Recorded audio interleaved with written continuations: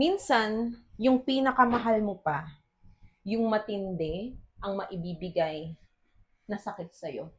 Pero si God, He is consistent, He is faithful, and He is secure. That's why we need God.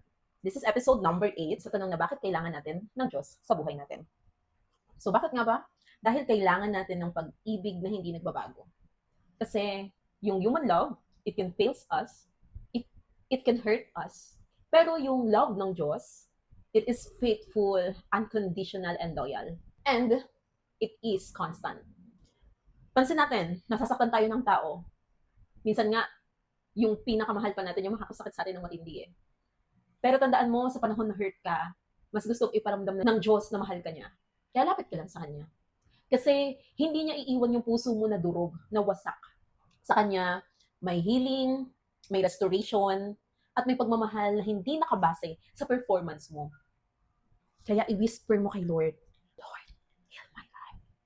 Pagalingin mo po yung puso ko. I-share mo ito doon sa kakilala mo na gustong makaranas ng tunay na pagmamahal. At sa kakilala mo na may sugat ang puso. Yun lang, and God bless.